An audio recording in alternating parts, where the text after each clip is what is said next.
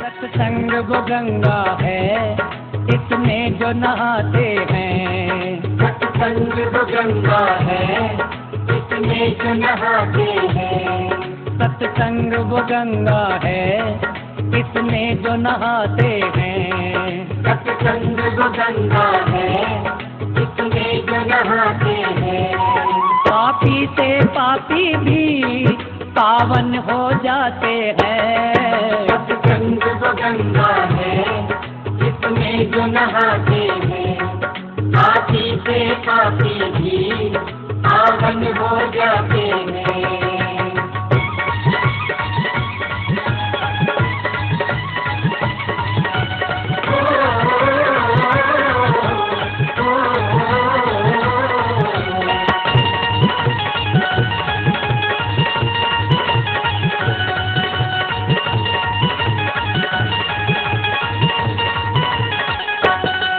ऋषियों ने मुनियों ने इसकी महिमा गाई। ऋषियों ने मुनियों ने इसकी महिमा गाई। संगत से जीवन है, ये बात है समझाई। संगत से जीवन है, ये बात है समझाई। ये वेद बताते हैं, ये ग्रंथ बताते हैं। सत्संग वो गंगा है, इसमें जो नहाते हैं। पापी से पापी भी पावन हो जाते हैं।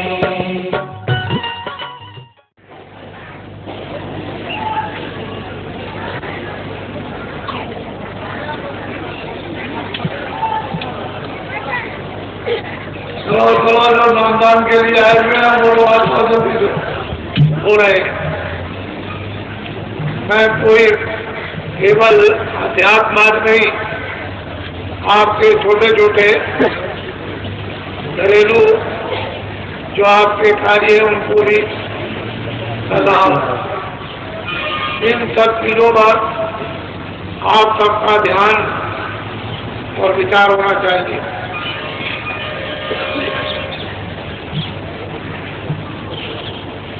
आप उसी भूमि पर रहते हो, उसी पर मुसलमान रहते हैं, उसी पर ईसाई रहते हैं और उसी पर सिख रहते हैं। लेकिन जब अपने यहाँ शादी विवाह होने को होता है उस समय मुसलमानों के यहाँ नहीं। जब आपके यहाँ समाप्त हो जाएगा तो मुसलमानों के यहाँ शुरू होगा। आप कहते हो कि हमारे यहाँ शादी की लगन नहीं है और मुसलमान कहते हैं कि हमारे यहाँ शादी की लगन है। जमीन एक है, वायुमंडल एक है, गांव और शहर एक है। आप एक ही जगह रहते हो, एक कहता है कि नहीं और दूसरा कहता है कि है। तो कोई ऐसी बात तो जरूर है जो दोनों लोग भूल भुलैया में हो गए। ये सब सामाजिक काम आपके बहुत सुलभता से आसानी से हो। ये आप जानते हो कि मुंडन में कितना खर्चा होता है, जगो भविष्य में कितना खर्चा होता है, ब्याह शादी में कितना खर्चा होता है। ये सब आप अनुभव कर रहे हो और ये यहाँ सुगमता से आपका छुटकारा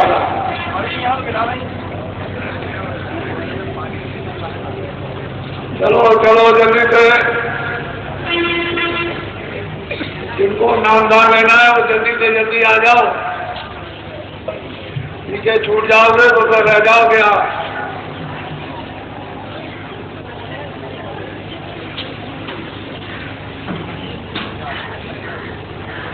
बात है कि वो चीज रात भर लगे, वो चीज आपकी आधे घंटे में हो जाए, लेकिन पद्धति के अनुसार सब कार्य।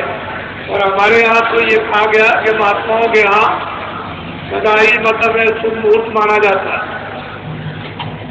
उनके और पूजा के लिए हमेशा शुभ मुहूर्त है और कोई दिन बाकी नहीं, हमेशा शुभ मुहूर्त लगा हुआ है पूजा के लिए, भगवान के भजन के लिए एक मिनट भी खाली नहीं। तो जहाँ पर शुद्धि है और शुभ मुहूर्त है वहाँ उसके लिए क्या सोचना, कुछ नहीं।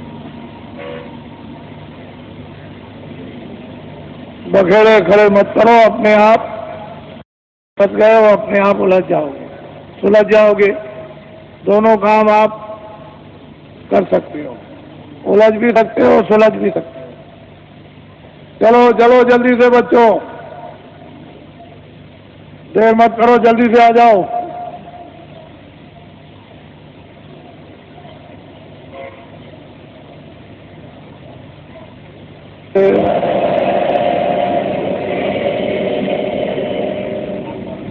देखो, विशेष करके इस बात का ध्यान रखो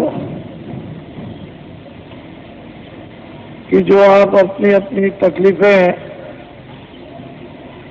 परेशानी, शारीरिक, परिवार की, समाज की या बाहर की, दफ्तर और कचहरियों की जो वर्णन करते हो, वो सुना सब जा रहा है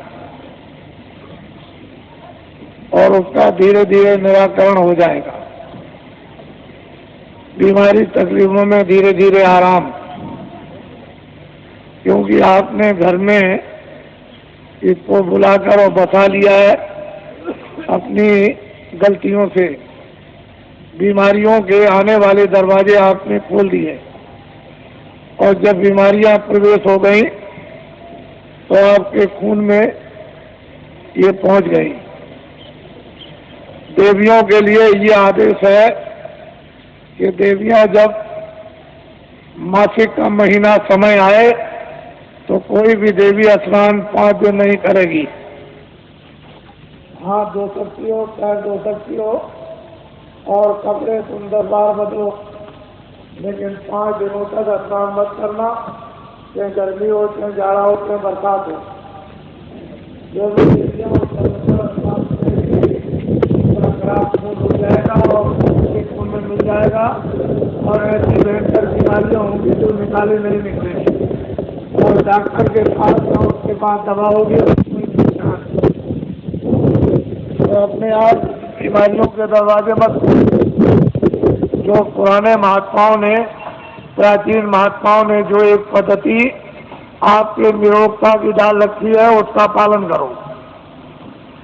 जो गलती देवियां करेंगी उनको ये परिणाम स्वाभाविक भोगना पड़ेगा। ये घर घर में ये बताया जाता था और देवियां अपनी बच्चियों को ये सब समझा लेती थी। पहले महात्माओं ने बताया, फिर घर घर में जब इसका प्रचार हुआ तो फिर जब समय आता है तो सब शिक्षा घर में मिल जाती है, वो सब छोड़ दी, क्योंकि पढ़ाई लिखाई इतनी ज़्यादा उदंड हो गई कि वो किसी चीज़ पर ध्यान नहीं दिया जाता और सब के सब पढ़े लिखे अनपढ़ शिकार हो गए बीमारी के। हर पुरुष और स्त्री में बीमारी प्रवेश हो गई। अब ये समझ में नहीं किसी की आता है कि बीमारी आ कहाँ से गई।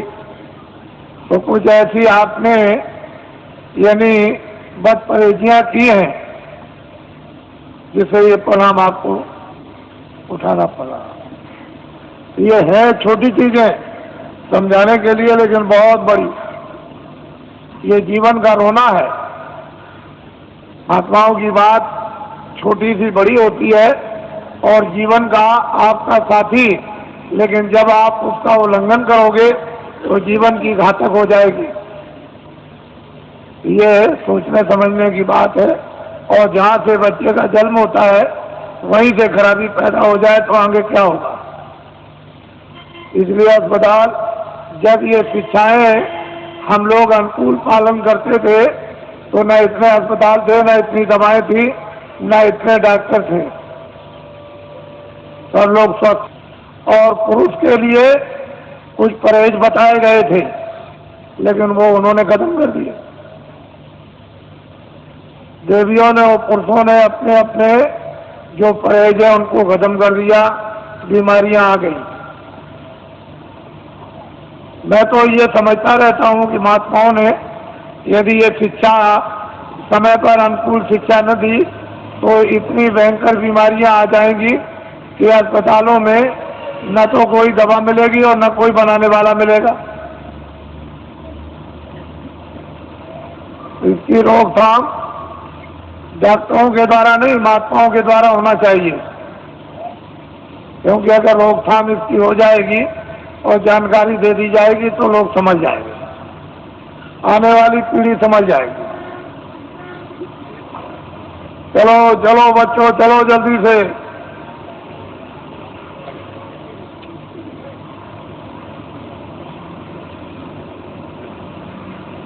में जाते हो इतना ध्यान रखना चाहिए कि रामायण भी है और गीता भी है और भागवत भी है, मंदिर भी है, मस्जिद भी है और गिरजाघर भी है और ग्रंथ साहब भी है, तो कम से कम इतना इखलाक और इतना विचार तो होना चाहिए कि क्या सत्य है, क्या सत्य है, हम कितना इसमें झूठ बना रहे और कितना इसमें सत्य है और कितना हम धोखा दे रहे। थोड़ा बहुत तो विचार कर कम करना चाहिए, क्योंकि भाई आपका ही है, चाचा आपका ही है, भतीजा जो आपके घर में वो आपका ही है, चाहे वो आज अलग हो गया और पड़ोसी आपके ही है। लेकिन जब आप अपनी इतनी कटुता अज्ञानता बरतोगे तो फिर रामायण क्या करेगी, गीता क्या करेगी। फिर इसको आप साक्षी बनाओगे तो लोग भी गया पर लोग भी गया, तो थोड़ा कम करो, थोड़ा ढीला करो और दया के स्थान पर पहुंचो। जहाँ को दया मिलेगी उसमें आपको बल मिलेगा, शक्ति मिलेगी, ज्ञान मिलेगा, उसमें हिम्मत आएगी और साहस आएगा। अपने पर और भगवान पर विश्वास करोगे। लेकिन जब सब तरह से दुर्बल कमजोर हो जाओगे तो क्या करोगे। थोड़ा सा तो कुछ होना चाहिए। मनुष्य में मनुष्यता के तो अंकुश होना चाहिए। अगर ये बुद्धि के अंकुश मनुष्यता के नहीं रहेंगे, विचार के, बहुत मुश्किल होगा। तो आज जो देखने को आ रहा तीर्थ तो अलग है, मंदिर अलग हो गया, हमारे गाँव कुछ इबादत अलग, लेकिन कचहरियों में तीर्थ बन गया। सुबह से आकर के शाम तक तीर्थों की तरह से जमघट रहता है, पता नहीं किस चीज में स्नान कर रहे हो। यह हालत है। उसका परिणाम यह है कि कर्मचारी अधिकारियों को भी मुसीबत, 1 मिनट की फुर्सत नहीं, तो वो भी परेशान, तुम भी परेशान, सारा का सारा माहौल परेशान। घर के काम भी गए और वो समय की बर्बादी और धन की बर्बादी अलग। कमाओगे नहीं तो खर्चा कहां से करोगे। तो सब चीजों का एक मूल, एक विचार और उसकी एक दवा जब बन जाएगी और उस दवा का सेवन करोगे तो एक ही दवे से सब आपके शिकार हो जाएंगे। लेकिन वो चीज सब महात्माओं से मिलेगी और जगह नहीं। चलो चलो बच्चों, जल्दी से, जो नामदान के लिए आए हो जल्दी आ जाओ।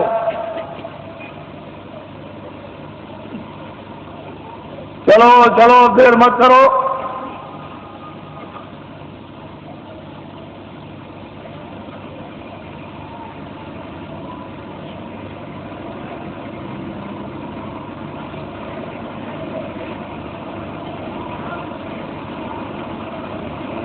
बोलो जय गुरुदेव, जय गुरुदेव,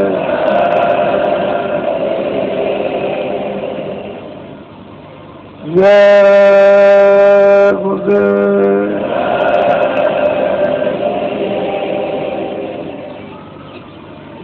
जय गुरुदेव नाम किसका, जय गुरुदेव नाम किसका, जय गुरुदेव नाम किसका।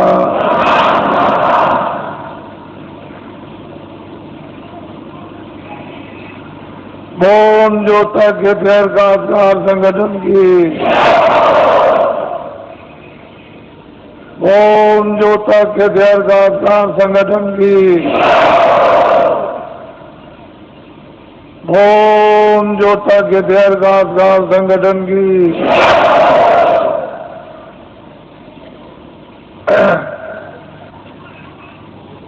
ये जो आपको मिले हैं वो आपके लिए एक सौभाग्य और अति कॉमन घड़ी है। जीवन में इस तरह का समय मिला नहीं करता। जो समय मिल गया उसका हम सब लोग लाभ ही प्राप्त करें। एक ऐसा छोटा मोटा एक सेवा का स्थान आप सबको प्राप्त हुआ जहाँ सब तरह की सेवाएं होती हैं। सामाजिक कोई व्यवस्था तोड़ना फोड़ना नहीं, न पुरानी बिगाड़ना, नई बनाना। जो जो व्यवस्थाएं प्राचीन काल से ऋषि मुनि महात्माओं ने आपको निर्धारित करके उस पर स्थापित कर दिया, उसी के अनुकूल जो थोड़ी बहुत गंदगी और उसमें व्यवहारिक अज्ञानता आ गई, उसी का शुद्धिकरण करा लीजिए। बस अपनी अपनी जगह पर आ जाओगे। कुछ नया बनेगा नहीं, कुछ पुराना बिगड़ेगा नहीं, और इसमें किसी को कोई परेशानी उठानी नहीं पड़ेगी। नए बनाने में परेशानी, पुराने बिगाड़ने में परेशानी। तो ये मुसीबत कौन मोले? ना आपके पास समय, ना आपके पास शक्ति, न मेरे पास समय, तो मैं ऐसा काम क्यों करूं? वो काम कर दिया जाए जिसमें शुद्धि हो जाए और सब लोग उसी डरे ढांचे पर आ जाए।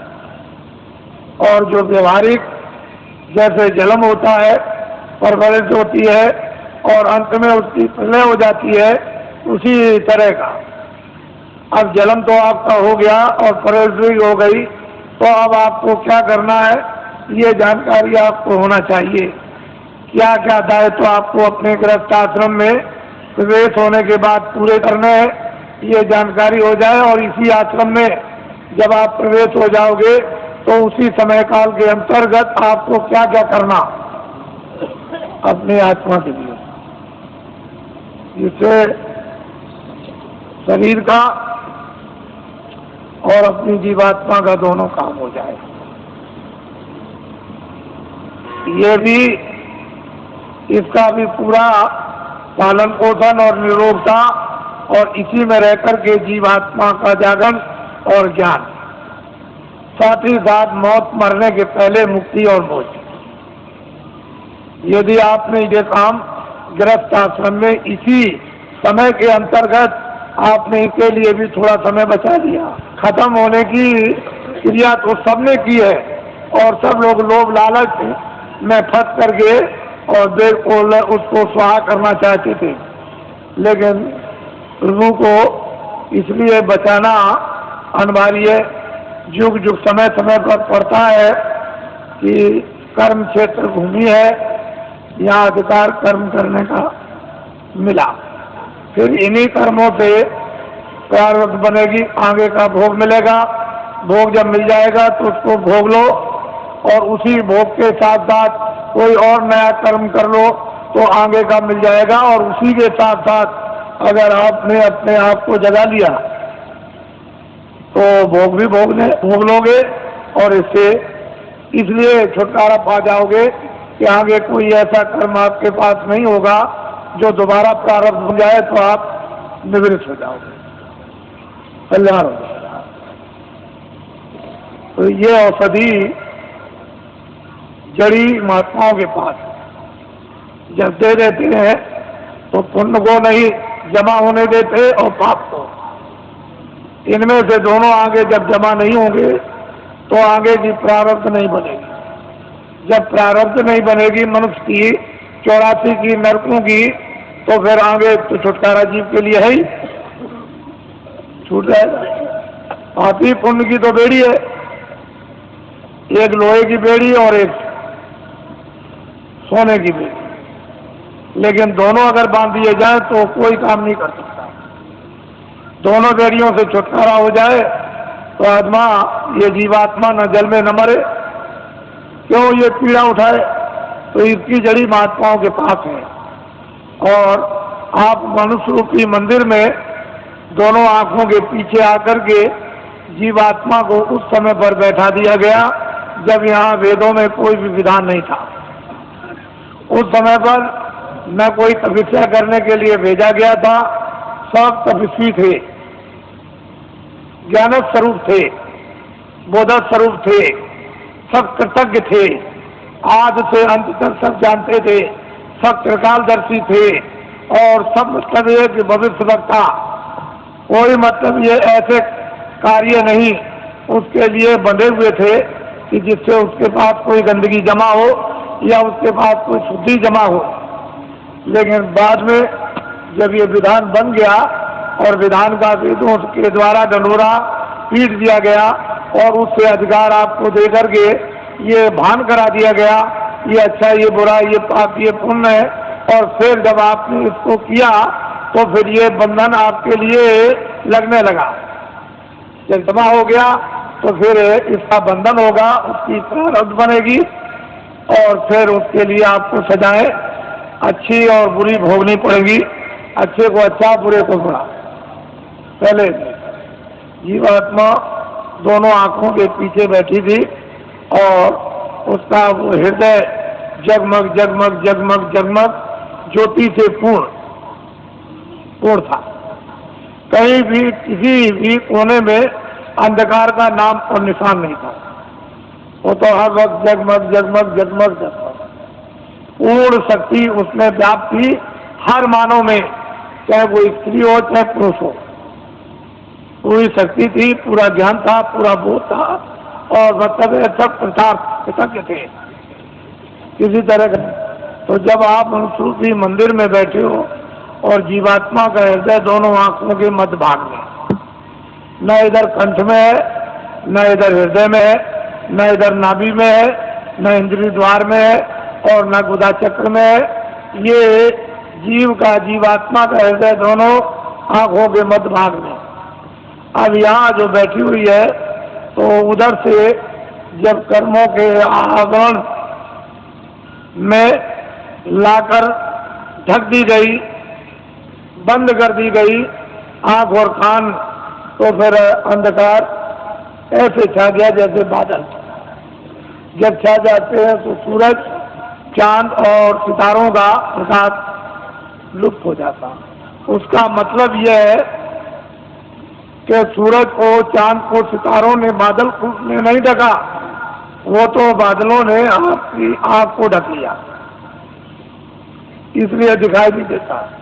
अगर बादल को आप साफ कर दो तो सामने आपके सूरज, चांद और सितारे, तो आपकी अंतर जीवात्मा की आंख और जीवात्मा के कान को ढक लिया और सुनना और देखना बंद कर दिया। अगर वो पर्दा बादलों की तरह से हट जाए तो परमात्मा और परमात्मा की सृष्टि सामने आती है। जब दिव्य नेत्र ज्ञान चक्षु साधक का जब खुल जाता है और जब कान खुलते हैं और वो देववाणी, ब्रह्मवाणी, वो अनहद वाणी और वो शब्द है और नाम जब प्रकट हो जाता है और कानों को सुनाई देने लगता है तो 24 घंटे एक क्षण भी बंद नहीं होता। हर वक्त काम करते रहो, लिखते रहो, पढ़ते रहो, खेती करो, दुकान करो, कुछ भी काम करो, देवियाँ खाना बनाए, घर का काम करे, बच्चों की सेवा, 24 घंटे सुनाई देता।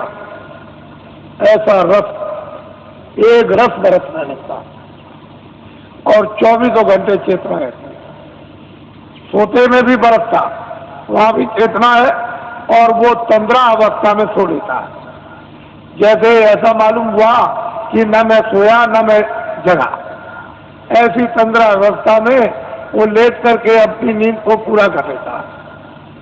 बस इतनी थकावट आती है। वैसे 15 में भी चेतना रहती है। तो ये साधक के लिए कलयुग में उस प्रभु ने और महात्माओं ने दया करके सुलभ कर दिया और ये बताया है कि अब आपको कठिन साधन नहीं करना, कठिन ध्यान नहीं करना है, कठिन योग नहीं करना, कठिन नाम की कमाई नहीं करनी और कठिन प्रभु का स्मरण नहीं करना, सहज करना। और सहज ही से तुम नाम पर सवार हो जाओ। नाम एक रेलगाड़ी, हवाई जहाज है, और वो इतनी तेज रफ्तार से आता और जाता है कि इसकी कोई कल्पना लेखे जोखे में किसी तरह गणित में नहीं कर सकता। इतनी उसकी तेज रफ्तार है, और बिजली का भी, समुद्र की लहरों का भी प्रमाण नहीं दिया सकता, इतनी तेज रफ्तार उसके आने जाने की है। ऐसी चीज निर्धारित अनाज काल से उस मालिक ने तैयार कर रखी है। लेकिन अब जब भेद मिल जाए, युक्ति मिल जाए और उस पर जीवात्माओं को सवार कर दिया जाए, तो वो चेतन है। वहाँ तेल पानी की जरूरत नहीं, वो तो चेतन है, जड़ नहीं है कि जड़ को तेल पानी मिले। चेतन ही चेतन है, न तेल पानी, न आगे की जरूरत, न वहाँ हवा, तो चेतन ही चेतन है। और जीवात्मा भी चेतन है। तो असल में यह है कि शरीर में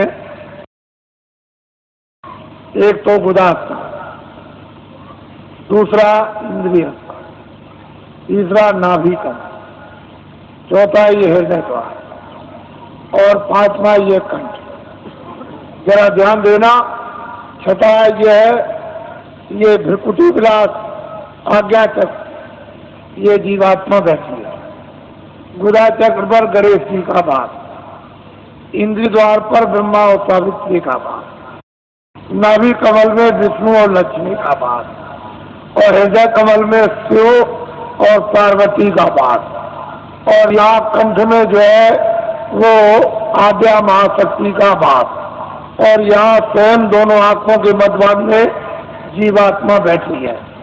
लेकिन इन नीचे के कमलों में ऊपर छाया है।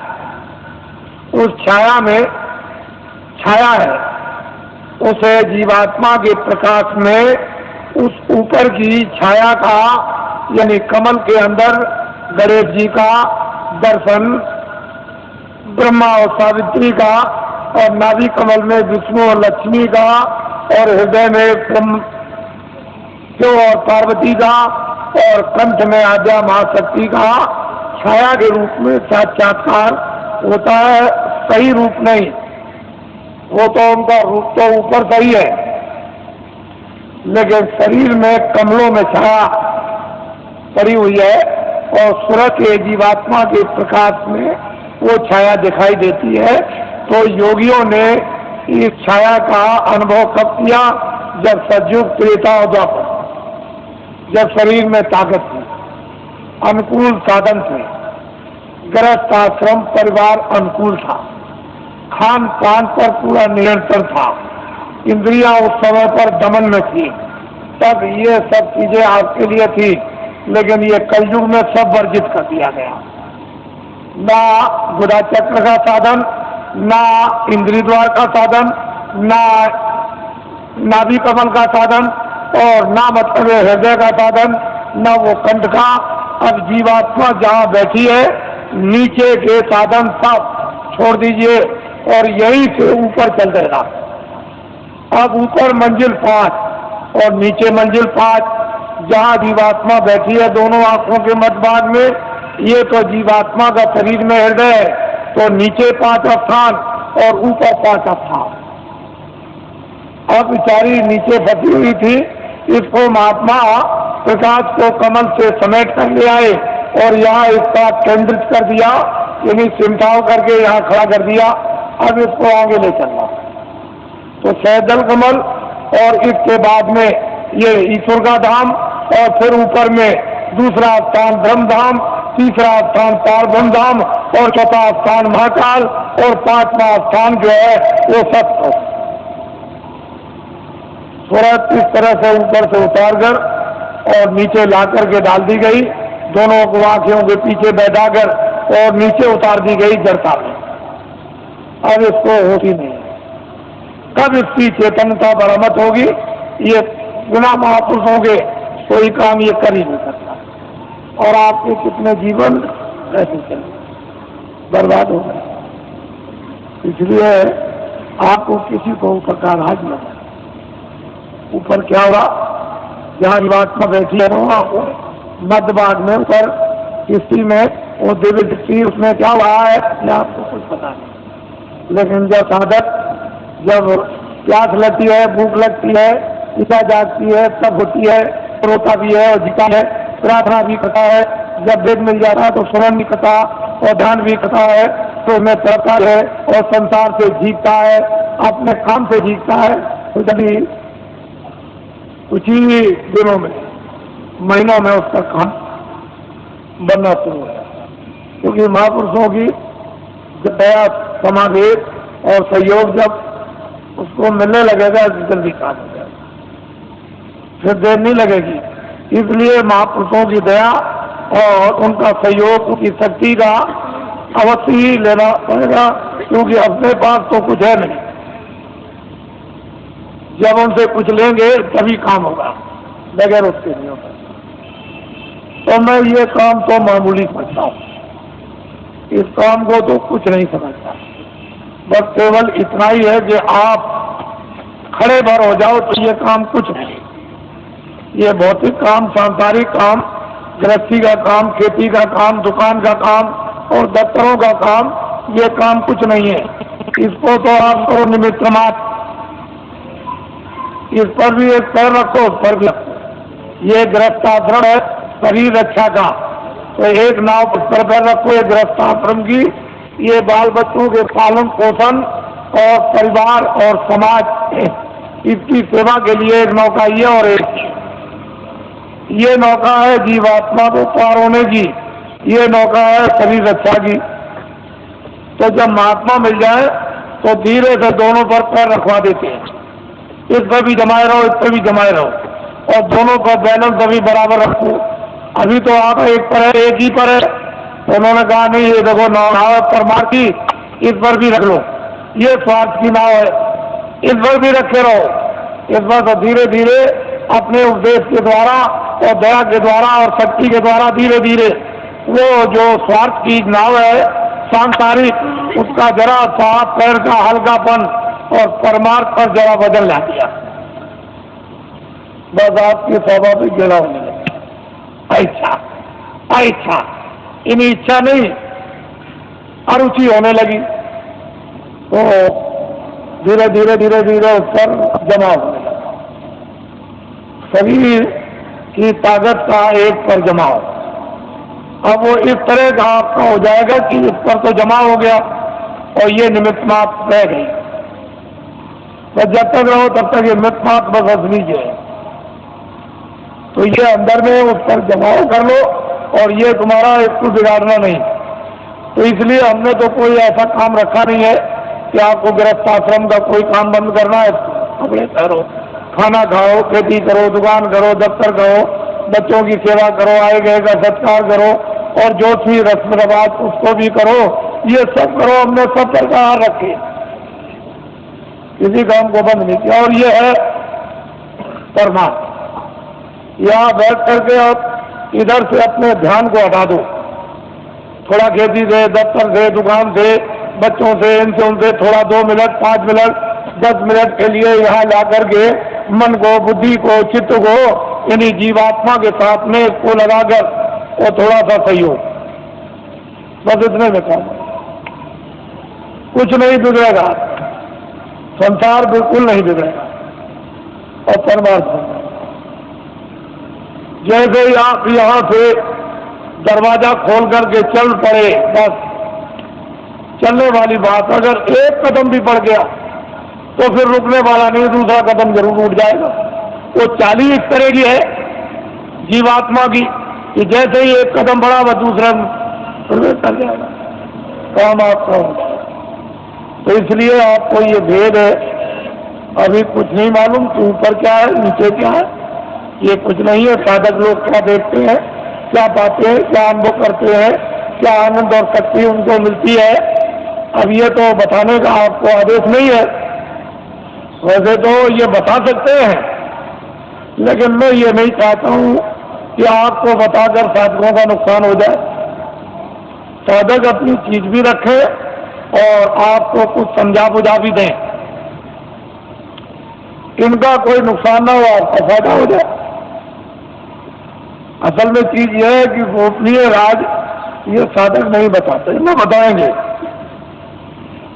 तो इनसे तो कुछ आपको मिलेगा नहीं। लेकिन जब ये घेर घार करके यहाँ ले आएंगे तो फिर यहाँ सब कुछ आपको मिल जाएगा। बस ये समझ लो कि आपके पक्के साथी है। ऐसा मत समझो ये किसी बुराई की तरफ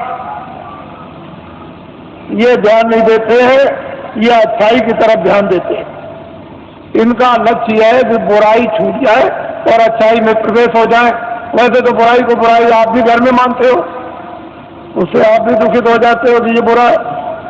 तो दूसरा अगर आपको ये कह दे कि ये बुरा है तो वो जानता है कि ये कहता बुरा, आप जानते हो तो आप कहते हो बुरा, तो बुराई है और अच्छाई अच्छाई है।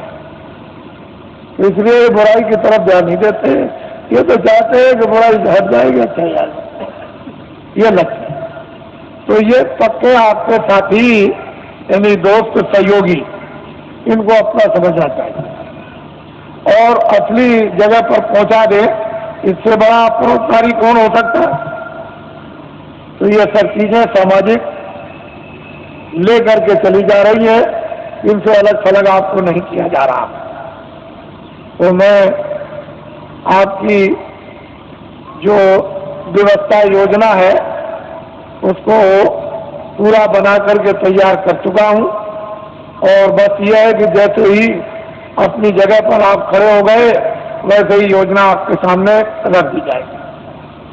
और जब वो चक्र यूं योजना के अंतर्गत जब आप प्रवेश हो जाओगे तो सारा का सारा गुण उसका ज्ञान और राज आपको समझ जाएगा। फिर उसके लिए कोई किसी को परेशानी नहीं होगी। अब यह है कि न जानने के कारण तो सारा संसारी शून्य, गृहस्थाश्रम बेकार है, काम बेकार है, और जान लिया तो गृहस्थाश्रम अपनी जगह, काम भी अपनी जगह हो जाएगा।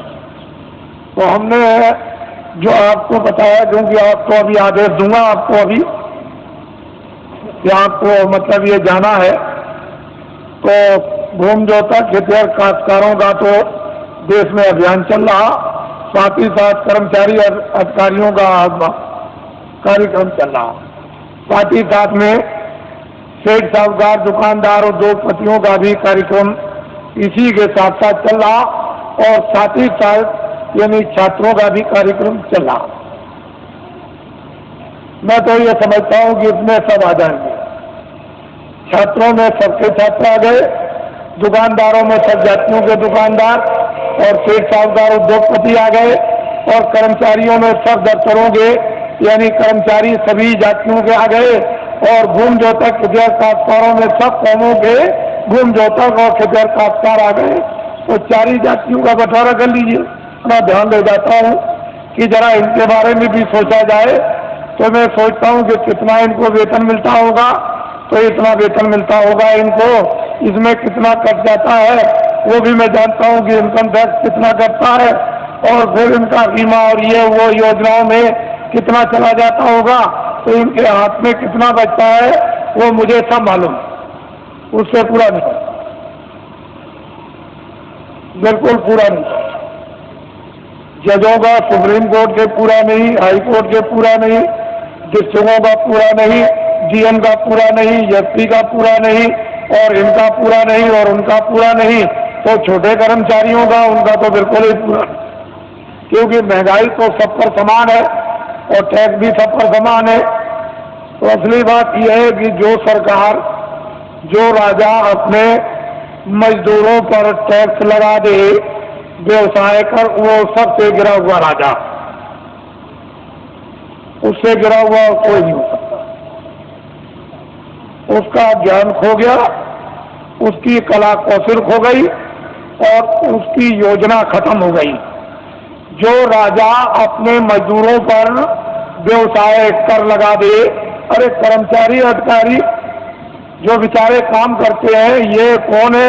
मजदूर 15 दिन 14 दिन की छुट्टी ले ले और छुट्टी साल की खत्म हो जाए, डॉक्टरी भी बीमारी की छुट्टी खत्म हो जाए, तो जब ये छुट्टी लेते हैं तो इनकी मजदूरी कट जाती है, यानी पे कट जाती है। तो ये सब लोग मजदूरी के लेके जोखिम में आते हैं। व्यवसाय का मतलब यह है कि 10 रुपए घाटा और 1 लाख रुपए मुनाफा, ये है व्यवसाय, ये है मजदूरी। व्यवसाय अलग है और मजदूरी अलग है। तो ये कह करके अगर लगा दिया जाए कर्मचारी अधिकारियों पर कि ये है व्यवसाय पर, तो ये मर जाएंगे।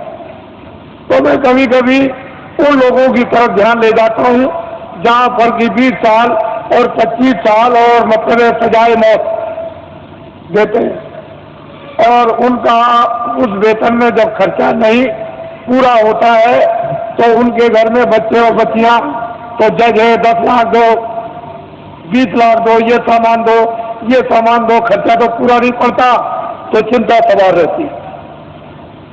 और जब इसको घर की चिंता सवार बच्चे बच्ची की होगी तो न्यायालय में बैठ करके यानी मतलब ये स्वच्छ है, यानी न्यूट्रल बुद्धि से कैसे न्याय कर सकेंगे, क्योंकि वो परेशानी चिंता में घिरे हुए।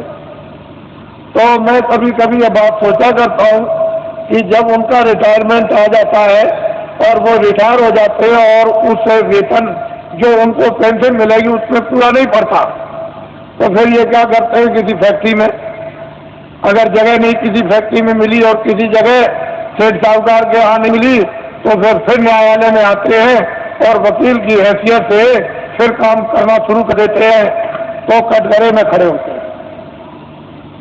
और फिर इस तरह से वही जज जो हाईकोर्ट के थे या सुप्रीम कोर्ट के थे खड़े होकर कटघरे में मौकिल की तरफ से फिर सलाम करते हैं।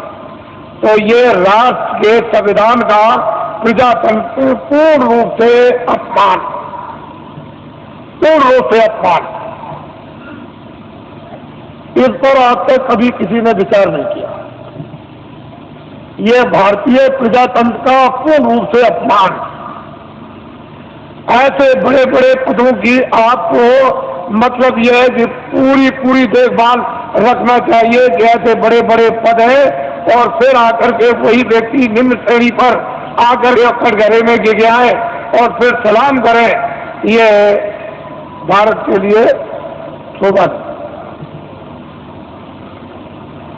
तो मेरे पास इसकी भी योजना है, इसको आप ध्यान में रखिए और ये कभी न कभी लागू हो जाएगी। पूरी योजना है, कभी लागू हो जाएगी। मैं इतना ही विश्वास आपको दिलाना चाहता हूं कि कर्मचारी अधिकारियों का काम हो जाएगा, मासिक वेतन इनका पूरा सुविधा इनको मिलेगी, टैक्स महंगाई कम हो जाएंगे और पूरी सुविधा मासिक वेतन बचेगा। छात्रों को काम नौकरी बिना ढूंढे हुए मिलेगी और भूमि जोतकों का सारा 40 सालों का सरकारी कर्जा में ब्याज के माफ हो जाएगा और सेठ साहूकारों का काला धन सबका सब 100 वर्षों के लिए सफेद करवा दिया जाएगा। कोई जुल्म और कोई टैक्स नहीं लगेगा, एक नए पैसे का, और सब लाइसेंस खत्म करवा दिए जाएंगे। आप कहोगे ये धन कहां से आएगा? मैं इतना ही आपको बताऊंगा कि भारत में धन की कोई कमी नहीं रहेगी। और आपको क्या चाहिए? धन की कोई कमी नहीं। आप लोग बाइज्जत बदस्तूर सम्मान के साथ खेती करो, दुकान करो, दफ्तर का काम करो, क्यों ये सब जगह झंझट में फंसते हो? धन की कोई कमी नहीं रहेगी। लेकिन वर्तमान में अंधेरा, उजाला नहीं। ये सब चीजें जो ये सूक्ष्म संकेत में आपको दी जा रही, इसके साथ बहुत गहरा मसाला है,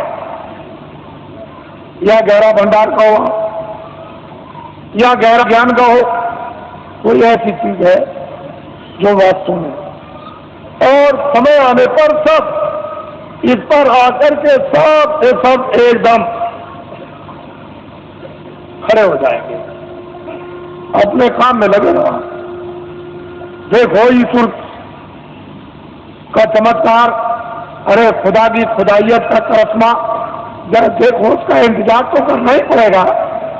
अब थोड़ा बहुत इंतजार नहीं करोगे तो आपको जस और नाम और कीर्ति तो आपको कैसे मिलेगी? फिर उसमें अंदाज कैसे बनोगे?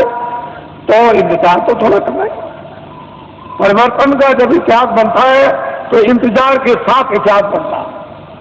वैसे तो रावण मार दिया जाता, मरवा दिया जाता, महाभारत कहीं भी किसी कोने में बैठ के करवा दिया जाता, लेकिन मतलब है कि इंतजारी के साथ इतिहास नहीं बनता। इतिहास तब बनता है इंतजारी के साथ, काम के साथ। काम जो है वो इंतजारी है और कोई मालूम नहीं। तो मैं नामदान दूंगा अब आपको, क्योंकि ये भी इच्छा लेकर आए हैं, तो अब आप नामदान विधवा ले लीजिए और ये संकल्प लेकर के यहाँ से जाइए कि चाहे मुझे 1 मिनट देना हो चाहे 2 मिनट। वैसे तो मैं आपसे 1 घंटे 24 घंटों में मांगता हूँ कि 1 घंटे आप 24 घंटे में रिजर्व कर लो अपना सबके सब, और उसमें 2 मिनट शाम को, 2 मिनट दोपहर को, 5 मिनट इस और 5 मिनट अब, और जब भी आपको समय मिल जाए तो पूरे सब दिन भर के मिनट मिलाकर 1 घंटा जोड़ लो। 23 घंटे तक का घर के गृहस्थी के सोना ये वो सब ये आप इसमें लगा दीजिए। 1 घंटे में ये काम आप भगवान का आत्म जागृति का और भजन, और 23 घंटे। अब इससे और सप्ताह आपको क्या मिले। और फिर ये भी आपको बताया कि लेट के बैठ के खड़े हो गए कुर्सी पर, चारपाई पर, स्नान करो मत करो, जहाँ जिस समय मौका मिल जाए 2 मिनट उसकी मजदूरी मिल जाएगी, मेहनत की 4 मिनट 10-15 मिनट, तो आप नहीं कर सकोगे तो जम के खाओगे जूतियां। जम की जूतियों में इतने कांटे हैं, इतने तीक्ष्ण उसकी धारा है, काटने की जूतियां जब पड़ती हैं, बड़े बड़े बादशाह चक्रवर्ती वहाँ आज भी पीटे जा रहे हैं, आपको देखा ऐसी जम की जूतियां हैं, वो किसी को छोड़ता नहीं। तो आप लीजिए नामदान, इसको कहते हैं अरे गुरु मंत्र दे दीजिए, दीक्षा दे दीजिए और मतलब ये दे दीजिए, सब कुछ नहीं। कलयुग में नामदान, जीवात्मा दोनों आंखों के बीचों बीच में बैठी हुई उसका दान, वो क्या है? नाम दान, जीवात्मा का नाम दान, ये सर्वोपरि दान है, इससे बढ़ के कोई दान नहीं। तो नामदान दीजिए, और नामदान के साथ साथ में ये संकल्प बोलना है अपने मन ही मन में, चिल्लाना नहीं कि हम अपनी बुराई दे देंगे। जो हमारे पाप है मन से, आंखों से, कान से जो अंदर जमा है वो हम सब अर्पण करते हैं। ये तो दीजिए दान, और अच्छी चीज दीजिए आप। 10 मिनट सिमरन में, 10 मिनट ध्यान में और आधा घंटा भजन। 50 मिनट में 10 मिनट और रह गए अभी, तो आपको ये जानना चाहिए कि आप 1 घंटा दें तो ये काम सुलभ सीधा अभी हो जाए। अब कहीं भी कोई बंधन नहीं है किसी तरह का भी, लेकिन बंधन किस बात का है कि 24 घंटे में आपको समय देना, ये तो बंधन है, बाकी बंधन नहीं है। ये जरूर बंधन है कि नशीली वस्तुएं आप सेवन मत करना, और जितना भी घी दूध फल और फ्रूट और अनाज है उसको दिन में 100 बार खाओ, लेकिन गंदी वस्तु खाना ये ध्यान रखना। बाकी तुम दिन में 100 बार खाओ, हम मना करें तब आप खाओ। भजन करना है आपको जरूर, वो तो 24 घंटे में, उससे तो आपको छोड़ना नहीं है, बाकी 23 घंटे करके काम करो, इसलिए समय आपको देना। और जो भी आपको सुलभ समय मिले, सुबह दोपहर शाम को या आगे पीछे जब भी, उसको दीजिए आप तो जल्दी काम हो जाए। तो ये शक्ति का दुर्भाव, यानी उतार ऊपर से युगे युगे समय समय पर होता आया, आज की नई बात नहीं है, ये जब जरूरत पड़ी तब हुआ। तो ये चीज आपको नामदान, अब कार्ड वालों को ये जिम्मेदारी दी गई है, जो पहले के नामदानी की इनको लिखा देंगे और इनको भजन बताएंगे, ध्यान बताएंगे, सुमरन बताएंगे। जब कभी आगे पीछे नाम को भूल जाए, रूप को भूल जाए, तो आपका कर्तव्य और दायित्व है कि इनको बताएं, और आपका ये कर्तव्य है इनसे पूछ लें। लेकिन ऐसे व्यक्ति से मत पूछिएगा जो जानता ही नहीं, जिसको नामदान पता ही नहीं, उसे पूछने के वो क्या बताएगा। और फिर अपनी गोपनीय जो अंदर की चीज है, जो आंख से देखो कान से सुनो, वो तो टाट वाले को भी मत बताना। ये जो नाम याद कराएगा, भजन आपको बैठा के बताएगा, उसका ध्यान बताएगा, सुमन सिखाएगा, उसको भी देखा सुना मत बताना, उससे भी छुपा लेना। जितना छुपा लोगे उतने अंदर प्रकट, उतने उतरेगा, उतना ही खजाना खुलेगा, उतना ही प्राप्त होगा। अरे तुम क्या है, बड़े बड़े बादशाह जब इस वस्तु को प्राप्त करते हैं तो राज और पूरी सल्तनत पर, चक्रवर्ती राज पर लात मार देते हैं। ये कुछ नहीं है, और कहते हैं कुछ नहीं, राजा जनक लात मार दिया, तो कुछ नहीं समझते। बड़े बड़े इतिहास लिखे हुए हैं, ये तो कुछ और चीज है, ये कुछ नहीं है। वो चीज गृहस्थ आश्रम में यदि आपको प्राप्त हो तो इससे अच्छा और सुहाना समय कौन सा है। ये आपका स्थान है। और साधना कार्यक्रम में भी आज बरसात में होगा, गुरु पूर्णिमा जुलाई के बाद, तो आप उस समय जो आस पास के हो और जो इच्छुक जिज्ञासु होते हैं वो आते हैं। 1 हफ्ते का कार्यक्रम चलता है, उसमें खामियां, उसमें गलतियां, उसमें करना न करना, उसमें बढ़ना न बढ़ना, जानकारी उसमें प्राप्त हो जाती है, ताकि उनको और प्रोत्साहन और उन पर दया मिलती है तो और आगे बढ़ते हैं। इस तरह से कार्यक्रम चलता रहता है। और मैं अभी जैसे ही 31 मार्च समाप्त होगा तो मैं अभी घोषणा करता हूँ दौरे की। अब आप लोग अपना एक कार्यक्रम मनाएंगे। ये लोग कुछ मनाते चले आए, क्योंकि मैं 21 महीने, मैंने तो कभी कहा नहीं था, 21 महीने मुझे सरकार ने, यानी क्रोध में, मैंने तो कोई अपराध किया नहीं था, मैंने तो कोई आंदोलन, हड़ताल, तोड़फोड़, कोई अमानवीय काम हिंदू मुसलमान सिख ईसाइयों का, ये कोई जात पात का, ब्राह्मण क्षत्रिय वैश्य हरिजन, ये वो छोटे धोबिया और कोई, मैंने तो कभी किया नहीं। मेरे यहाँ तो कोई झगड़ा है नहीं, लेकिन भविष्यवाणी जरूर करता था। उससे सरकार मुझसे नाराज,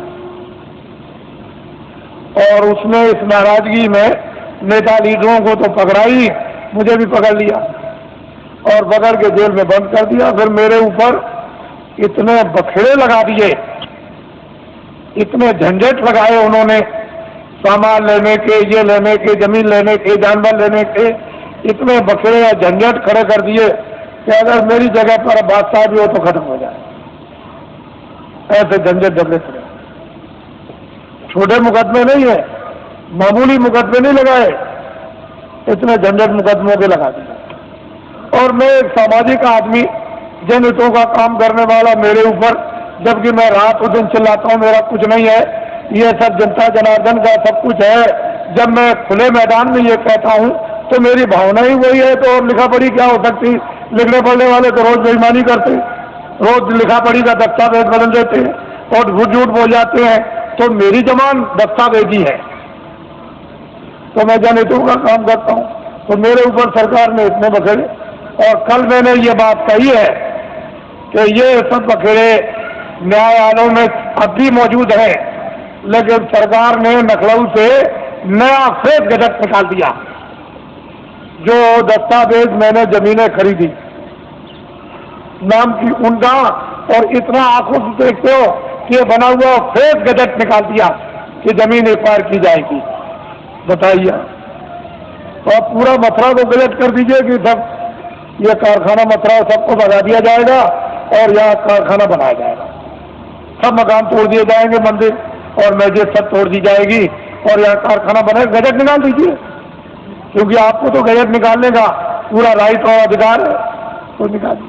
तो असली चीज ये है, इसको समझने की चीज है, इसको समझिए। तो मुझे जेल में बंद कर दिया और जेल में बंद करके मुझे इस योग छोड़ दिया था कि ये कभी भी नाम नहीं लेंगे।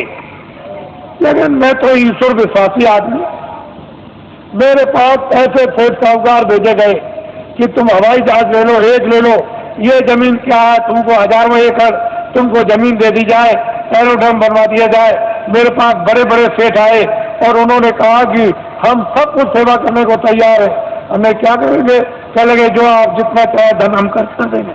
तो मैंने कहा एक काम कीजिए कि अयोध्या में, मथुरा में और यहाँ और हरिद्वार में और नासिक में लूले लंगड़े अंधे बहरे ये तमाम रहते हैं बेचारे गरीब, जिनके पास कपड़ा और खाना नहीं है, तो मैं बताऊंगा कि कंबल, अनाज और रोटियां और ये दवाएं, ये सब तुम ट्रक में ला दो और चलो मेरे सामने बांटो। कहने लगे ये काम नहीं हो सकता, ये काम नहीं हो सकता। तो हमने कहा भाई ये काम नहीं हो सकता तो ये भी नहीं हो सकता। क्यों कि राजद्वारे साध जन, राजाओं के दरबार में 3 लोग जाया करते हैं। राजद्वारे साधन 3 वर्ष को जाए। साधु जो है 3 चीज हो जाते हैं, क्या मान, क्या माया, क्या मीठा की चाह। या मीठा के लिए, मान के लिए, धन के लिए। तो इनमें से तीनों चीजें हमको कुछ नहीं चाहिए, न मीठा चाहिए, न मान चाहिए और न माया चाहिए। अब बोलिए अब आप क्या चाहिए? कह लगे तो फिर ये तो मुझे लालच दी गई। मेरी जगह पर अगर कोई आदमी हो और तो बिल्कुल सराबोर हो जाता, लेकिन मैं तो एक सिद्धांतवादी, छोटा मोटा आदमी, एक सेवक, मैं तो भगवान में विश्वास करने वाला। मैं तो जानता हूं कि जब ये किराए का मकान है, ये किराए का मकान है, तो क्या तुम संतुलन लेकर, मकान लेकर, क्या मैं ये जमीन लेकर जाऊंगा? अरे जो काम कर रहा हूं मानवता का और आत्मा का, जो हो जाए कोई खरीदे। कोई हिंदुस्तान में माई का लाल ये पैदा नहीं हुआ जो अपने धन से बाबा जी को खरीद ले। तुम कभी ये धोखा मत खाना। बाबा जी चाहे तुम्हारे आदेश से आश्रम छोड़ करके चले जाएं, जो जनितों का है, लेकिन हिंदुस्तान में मुझे अपने पैसे से कोई खरीद नहीं सकता। इसको आप हमेशा ध्यान में रखिए। बाकी मैं सबकी सेवा करता हूँ, सबके लिए कल्पना और प्रार्थना भगवान से सबके भलाई के लिए करता रहता हूँ। कोई भी हो जनमानुष, इसमें हिंदू मुसलमान की क्या बात, वो तो मैं करता ही रहूंगा। लेकिन कोई अगर चाहे कि भाई इस तरह से मैं खरीद लूं तो खरीद लूं। ये मैंने इसलिए कि ये लोग इसका एक उत्सव मनाते हैं। आज 23 जनवरी है, ये 23 मार्च को मुझे जेल से, दिल्ली जेल से छोड़ा गया। तो वैसे तो कागज पर तो कहीं नहीं मिलता है कि बाबा जी ने बेड़ियां पहनी हैं, लेकिन बाबा जी को जेल में डकैत और चोरों, कतलियों की तरह से बेड़ियां पहरा दी थी। जब मैं बंगलौर में भेजा गया तो वहां पूछा वहां के आईजी से और सुपरिंटेंडेंट से कि भाई हमको क्यों बेड़ियां पहराई, तो उन्होंने खुद आकर के कहा कि कागज पर तो आपका कुछ नहीं है बेड़ियों के संबंध में, क्या वहां की उत्तर प्रदेश की सरकार आपसे बहुत नाराज है? हमने कहा अब आप समझ लीजिए, नाराज इसलिए तो कि किसी तरह से हमारे बस में आ जाए। और बड़े बड़े अधिकारियों को भेजा जेल में। अरे भाई क्या करते हो, ये क्या है? जब 23 जनवरी को छोड़ दिया तो मुझे इस हालत में छोड़ा था कि बाबा जी न तो अपना धर्म उपदेश करेंगे, न कर्म उपदेश करेंगे, न बाहर जाएंगे और भाग जाएंगे, अब दोबारा नाम नहीं लेंगे। लेकिन अब तो मैंने इतना जनमत तैयार कर दिया कि किसी राजनीतिक पास और किसी धार्मिक के पास इतना जनमत देश में है ही नहीं, इतना जनमत नहीं है। जब मैं जेल के अंदर था और उस समय पर आपने कुछ समय के बाद जब अभियान छेड़ दिया था कि जेल भरो आंदोलन, और 20, 25, 30 हजार आदमी चले गए जेलों में, और वो देवियां जो अपने बच्चों को, यानी आज पैदा किया बच्चे को उठा के और शोर से चली गई जेल में, और बेचारी जो बच्चा पैदा होने वाला जो आज ही कल में जेल में चली गई और बच्चा जेल में हुआ। अगर स्त्रियां अपने 1 दिन के बच्चे को उठा के जेल में जा सकती है और वो देवियां जो कल बच्चा जेल में पैदा होगा वो जेल में जा सकती है, तो अब तो बहुत दूर गाड़ी हो गई। अब तो इनको अगर आदेश मिल जाए तो क्या कर देंगे, आपको तो अभी कुछ पता नहीं, मालूम नहीं। तो अब बहुत दूर चला गया मामला, अब कुछ और बात हो गई। अब वो बात नहीं है, अब तो सारा ही माहौल यानी परिवर्तित होने वाला है, अभी आपको क्या पता है। इसलिए ये लोग मनाते हैं, तो मैं तो रहूंगा नहीं, मैं तो उधर कमरे में चला जाऊंगा और ये लोग कुछ अपना मना के अभी समाप्त कर देंगे। क्योंकि अब ये यहाँ आए हुए हैं और इसी होली के अवसर पर ये जगह जगह मना रहे, लेकिन ये पड़ गया। और आप लोग यहाँ मुझसे कोई भूल चूक हुई हो तो आप लोग हमेशा क्षमा करते रहेंगे। और इसके बाद आपसे जाने की आप तैयारी करें, जल्दी निकले और पहुंचे अपने घरों में, और दूसरे पार्टी दूत द्वारा आदेश की प्रतीक्षा करें, और वो फौरन अभी आदेश आपको मिलने वाला है। अब लोग बहुत से ऐसे रह गए कि महाराज मैं अपनी कुछ बात कह नहीं सका, इतनी दूर से आया था, तो मैं उधर अंदर में पहुंचूंगा तो जो भी आपकी बात होगी वो सुनूंगा, और जो प्रसाद होगा जो जरूरत पर आपके काम आता है वो भी आपका स्पर्श कर दूंगा। तो आपकी तकलीफ में, परेशानी में, उसमें जो एक आधार होता है मददगार का, अगर वैसे ही कह दूं तब तो आपकी समझ में आएगा नहीं, लेकिन एक आधार रहेगा कि इलायची दाना है, चीनी है, बताता है, ये चीज है, तो आप उसको रखे रहोगे और जरूरत पर काम लोगे तो उससे जब लाभ हो जाएगा तो आपको फेथ हो जाएगा, विश्वास होगा कि नहीं मालिक की दया मुझ पर भी हो रही है। तो मैं उधर बैठ के छू दूंगा। आप तो मुझसे कोई आदमी खाली जाने वाला है ही नहीं, ऐसा नहीं, जितने भी लोग हैं मिल ही के जाते हैं, इस पर अर्जी करा के जाते हैं, उनको ये मालूम है, तो वो कर दूंगा, वहाँ मिल लूंगा। और अब तो मुझे आप थोड़ा यहीं नीचे रहूंगा, आप बैठे रहेंगे, कोई खड़ा नहीं होगा, मैं यहीं अंदर ही बैठूंगा यहीं ऊपर सीढ़ियों पर, तो आप बैठे रहेंगे और ये भी कार्यक्रम कुछ ही मिनट में पूरा कर लीजिए आप, क्योंकि इन लोगों ने प्रार्थना की है कि आप जाइएगा नहीं, आप यहाँ अंदर बैठ जाइए, मैं अपना काम कर लूँ, तो वो अपना काम अभी हुआ जाता है। बाकी आप लोग, ये नामदान हुआ है, अमोलक चीज है, इसको याद करा देना और आज ही तो ये शुरू कर दो। एक घड़ी आधी में पूरा तुलसी संगत आपकी हरे कोट अपराध, ये वस्तु ऐसी है आदि की, इसमें जरा भी ढील करनी नहीं करनी, न क्षणों की ढील करनी, ना एक मिनट, इसको करना है। जय गुरुदेव, जय गुरुदेव, जय गुरुदेव।